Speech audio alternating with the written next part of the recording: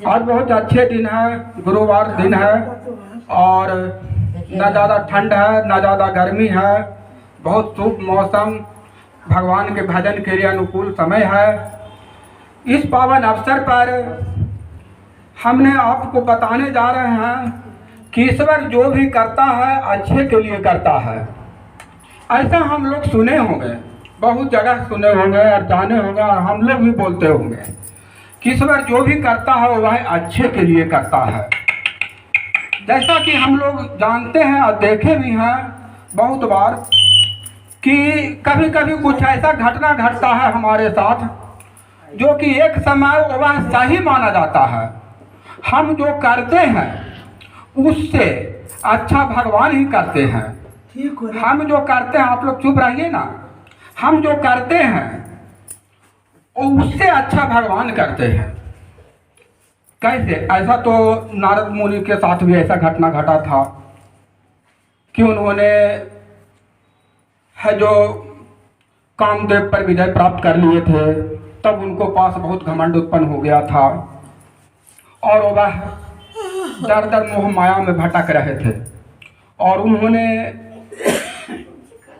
अंत में भगवान से विनती भी करना पड़ा कि जेहि विधिनाथ होई हित मोरा अकरहु तो बेगी दास मैं तोरा। जो हमारे लिए हित में है वही हमें कीजिए। ऐसा नारद जी के साथ भी घटना घटा। तो यहाँ पर कैसे सिद्ध होता है कि हम लोग जो करते हैं उससे अच्छा भगवान करते हैं। हमने कामदेव पर विजय प्राप्त कर लिया तो उन्हें भगवान शंकर के पास गए।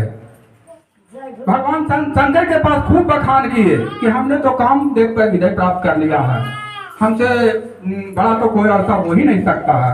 आप कामदेव के भस्म करने वाले हैं लेकिन मैं कामदेव पर विजय करने वाला हूँ, आपसे कम मैं भी नहीं हूँ। जबकि आप गुरु हैं, मैं चेला, मैं आपका गुरु हूँ।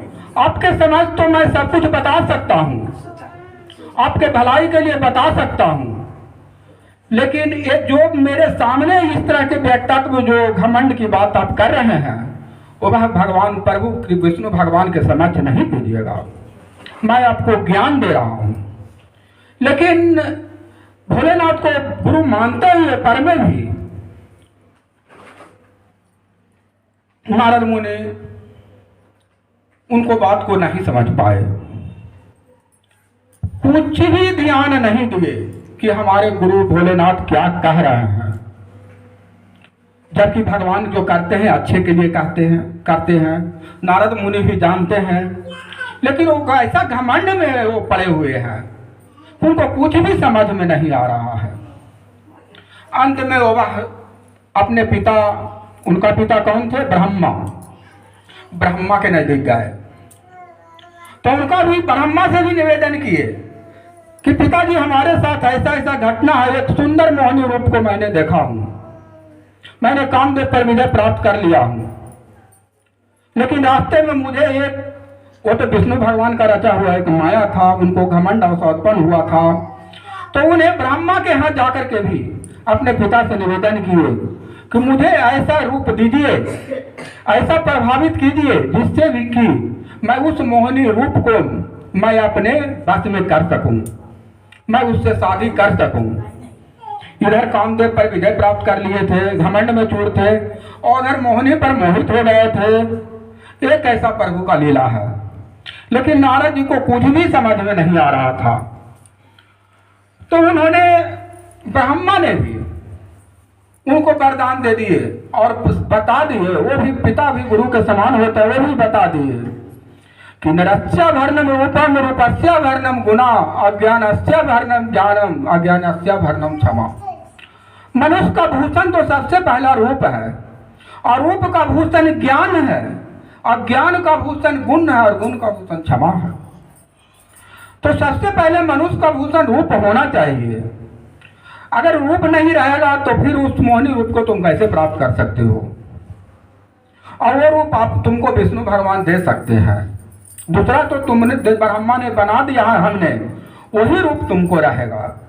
लेकिन अगर तुम रूप की चालसा रखते हो, शादी करने की लालसा रखते हो, मोहनी रूप को धारण करना चाहते हो, तो इसके लिए तुमको विष्णु भगवान के यहाँ जाना पड़ेगा। उन्होंने विष्णु भगवान के यहाँ गए, विष्णु भगवान से उन्होंने निवेदन किए कि हमें एक ऐसा रूप दीजिए भगवान जिससे कि मैं उस मोहिनी रूप को से शादी कर सकूं, उसे अपना बना सकूं। लेकिन यहाँ पर एक ऐसा छल कपट है, ऐसा हमारे संसार में भी होता रहता है, हर जगह होता रहता है कि देखते हैं कि बहुत सारे लोग सुनते हैं कि शादी विवाह में लड़का लड़की झगड़ा झंझट हो जाता है। उसका कारण क्या है? अब लड़का लोग मुखौटा बना करके चल आता है किसी कारण से पूरा काला, और वहां पर पूरा पेंट लगा के चला, शादी विवाह में शामिल हो गया। और इतना ही नहीं, वो दारू भी पी लिया ताकि एकदम मस्त रहे, हंसते रहे। अब किसी तरह से माँ बाप पर ही लड़की को समझ में आ गया कि ये तो भाई रूप बनाए हुए है, दूसरा पियाक भी है, झूम रहा है। जब ये मड़वा पर आके पी सकता है शादी विवाह के समय, तो ना जाने घर में कितना पिएगा, मारा पीटी करेगा। तुरंत शादी कटने का नौबत आ जाता है, तुरंत लड़की खड़ा हो जाती है। बच्ची भी बहुत एक्टिव होती है, वो तुरंत समझ जाती है कि इसके साथ जीवन हमको नहीं कटेगा सही से, हमको रोना पड़ेगा। तुरंत है ये झगड़ा झंझट शुरू हो जाता है, तुरंत है जो थाना पुलिस करके उसको सलटा जाता है। शादी टूट ही जाता है, शादी नहीं होता है। तो किस तरह से गलत रूप मांगिएगा, गलत रूप धारण कीजिएगा, तो किस तरह से आपका कल्याण होगा? कल्याण नहीं होगा। प्रभु हर समय ध्यान रखते हैं, और वही चीज नारद मुनि करने जा रहे हैं। नारद मुनि गुरु भी हैं, देवता भी हैं। कौन रूप? उधार रूप मार रहे हैं भगवान से कि हमको एक ऐसा उधार रूप में अपना रूप दे दीजिए ताकि मैं उस मोहिनी रूप को प्राप्त कर सकूं। भगवान की माया परम प्रिय है। भगवान समझ गए कि ये छल कपट करना चाहता है, छल कपट के द्वारा। और दूसरा कि हम क्या बंदर रूप दे दिए, एक ऐसा बंदर रूप, विशाल रूप दे दिए जिससे कि मोहिनी शादी कर ही नहीं सकती है। किस लिए वो किए? वो नारद मुनि के बचाने के लिए ही बंदर रूप उनको दिए, दूसरा को समाज को सिखाने के लिए भी। और इस तरह से अगर उनको रूप सही दे भी देते हैं, शादी हो भी अगर जाता है, तो छल कपट पैदा होगा, उनका उन पर भी पाप लगेगा। दूसरा पाप नारद मुनि पर भी लगेगा, दूसरा देने वाला को भी लगेगा। ऐसी बात नहीं है। भगवान से गलत मांगिएगा आप, तो आपको भगवान गलत चीज कभी दे नहीं सकते हैं। आपको सबसे पहले उसका प्रभाव आप ही पर पड़ेगा। इसलिए भगवान से जो भी निवेदन करना है, अच्छे के लिए करना है, दूसरे के लिए कभी नहीं, बुरे के लिए करना है। चाहे कितनों ही भारी दुश्मन क्यों ना हो, उसका पूरा करने के लिए भगवान से प्रार्थना मत कीजिए। जो भी गलत करता है उसको भगवान अपने आप सजा देते हैं। आपको कहने से सजा नहीं मिलेगा। आपको भगवान से मांगना है तो आपको अपने लिए मांगना है, अपने अच्छे के लिए मांगना है। मेरे साथ भी ऐसा कभी कभी बहुत सा घटना घटा था कि भाई फलना ऐसे है, वो ऐसे, वो ऐसे। लेकिन नहीं, बहुत से ब्राह्मण लोग भी सलाह दिए कि ऐसा मंत्र कीजिए, ऐसा जाप कीजिए। लेकिन मैंने कहा नहीं, हम भगवान से अपने लिए मंत्र अगर जाप करते हैं तो उससे हमें भगवान की प्राप्ति होगी, सिद्धि प्राप्ति होगी, मोक्ष की प्राप्ति होगी। लेकिन दूसरे के लिए वो तो गलत किया है, मरेगा ही, और उसके लिए हम पूजा पाठ करें, इतना समय हमारे पास, सोचिए कितना कम समय हम लोग के पास कि ये कुछ दिन में 50-60 होते होते 70 बरस होते होते समाप्त हो जाते हैं। और इस जीवन में भगवान का असली भगत सही भजन अगर ना किया तो भगवान कैसे मिल पाएंगे? इसलिए कभी नहीं, मैं हमेशा भगवान का ध्यान किया, नहीं प्रभु हमारे लिए, मैं सिर्फ आपका दर्शन चाहता हूँ, आपका प्रेम चाहता हूँ, आपका विश्वास चाहता हूँ। आप जो भी कीजिएगा अच्छे के लिए कीजिएगा, जो गलत है उसको तो सजा अपने आप मिल जाता है, वो भगवान देते हैं। इसीलिए छल कपट से दूर रह करके और भगवान का भजन करना चाहिए। अब वहां पर नारद मुनि को बचाने के लिए उस तरह से उन्होंने बंदर रूप दिए। वहां पर स्वयंवर में नारद मुनि गए भी, लेकिन बंदर का रूप जो धारण किए थे, इस चलते मोहिनी जो है इनको परमाला नहीं डाली। वहां पर विष्णु भगवान खुद वहां पर प्रकट हुए और विष्णु भगवान के गले में माला मोहिनी रूप डाल दी। अब वे पूरा गर्म हो गए, सीधे विष्णु भगवान के यहाँ गए कि तुमसे मैंने मांगा था इतना बढ़िया रूप कि अपना रूप उधार दे दो कुछ समय के लिए, ताकि मैं उससे विवाह कर सकूं, लेकिन तुमने बंदर का रूप मुझे दे दिया।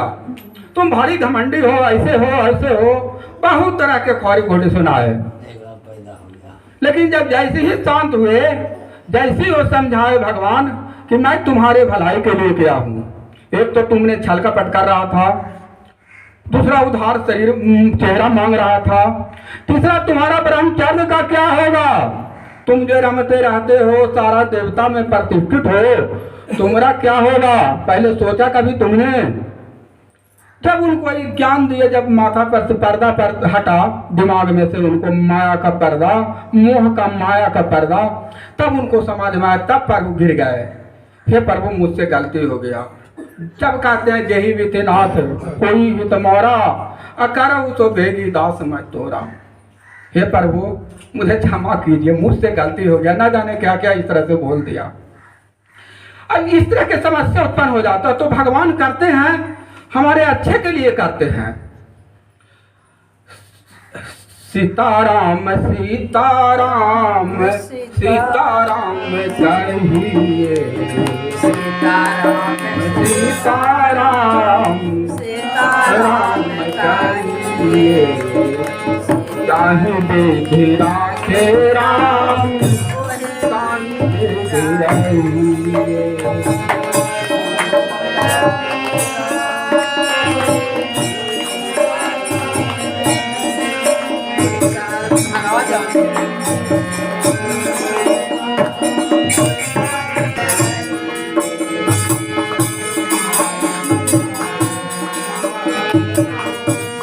एक राजा थे, उनका एक मंत्री था। वह मंत्री हमेशा कहा करता था कि ईश्वर जो करता है वह अच्छे के लिए करता है। जो भी करता है, मंत्री उनसे बहुत खुश रहते थे, राजा बहुत खुश रहते थे। मंत्री बोला कि मंत्री को बुलाया गया, मंत्री आया तो एक ऐसे कट गया, क्या हुआ? तो मंत्री वहां पर भी कहता है कि ईश्वर जो भी करता है अच्छे के लिए करता है। सोचिए, राजा को उंगली कट गया है, मंत्री कह रहा है कि ईश्वर करता है जो भी अच्छे के लिए करता है, उंगली कट गया तो ठीक है कट गया। राजा को बहुत गुस्सा आया, इतना गुस्सा आया कि मंत्री को जेल में डाल दिया जाए, इसको, ये तो बहुत हरामी है। सोचिए, मेरा उंगली कट गया हो, कहता है ईश्वर जो करता है अच्छे के लिए करता है। उसको मंत्री को जेल में डाल दिया गया। अब राजा अकेले हो गए, मंत्री तो इधर उधर जाने नहीं लगे। राजा शिकार खेलने के लिए अकेले चले गए, साथ में मंत्री भी जाते थे, लेकिन मंत्री तो जेल में है। जब शिकार खेलने के लिए गए तो कुछ जंगल में भटक गए, जंगल की ओर चले गए। तो संथाल प्रवृत्ति के लोग रहते हैं, जंगली जो जाति रहता था, उन्होंने देवी देवता को, बलि पर बहुत विश्वास करता है उन लोग। तो उन्होंने राजा को पकड़ लिया और पकड़ करके सोचा कि आज बहुत अच्छा दिन, पूर्णिमा भी है और बलि को, देवी जी को बलि भी दे देंगे तो बहुत अच्छा, हम पर देवी जी खुश होंगे। उन्होंने राजा को पकड़ करके और बलि देने के लिए वहां पर ले गया। जब पूजा पाठ शुरू हुआ तो वहां का जो मेन, जो उसका संथाल जाति का, जो जंगली जाति का जो मेन उसका जो सरदार था, वो बोला कि जांच करो पूरा, सब सारा शरीर सब सही है या नहीं। तो जांच उपरांत हुआ कि एक अंगुली कटा हुआ है। तो जिसका अंग भंग पहले से हुआ है तो उसको देवी जी को बलि कैसे दिया जा सकता है? उसको पहले से कट गया है।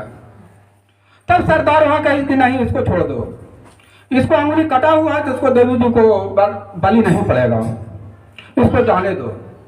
तब वही राजा वहां से छूटे, प्राण भाग बचा करके भागे और यहाँ राज दरबार में पहुंचे। तब इनको समझ में, रास्ते में आया कि जब भाई जो मंत्री जो बोल रहा था कि ईश्वर जो करता है अच्छे के लिए करता है, वो बात सच साबित हुआ। अगर आज मेरा अंगुली नहीं कटता तो हाँ, मेरा बलि चढ़ गया होता। तो वो राजा सोचें कि अच्छा ठीक है, जब चलते हैं उससे मिलते हैं मंत्री से। तो मंत्री से जाकर के मिले राजा, तो मंत्री को कहते हैं कि एक चीज बताओ, मेरा तो उंगली कट गया तो ईश्वर जो किया अच्छे के लिए किया, मैं बच गया, लेकिन तुम जो कहते रहते हो कि ईश्वर जो करता है अच्छे के लिए करता है, तो तुम्हारा जेल मिल गया तो ये कौन अच्छा वाला काम हुआ?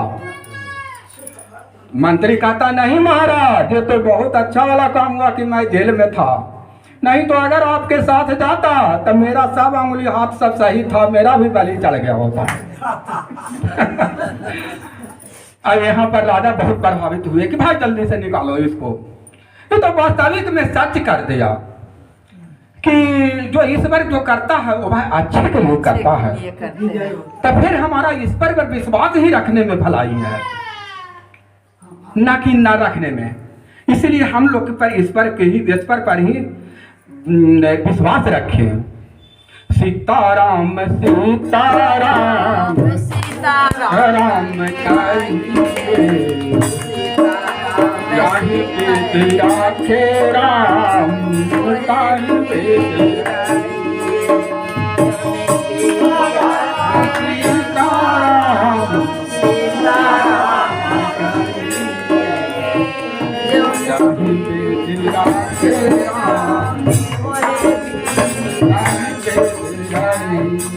बोलिए श्यामा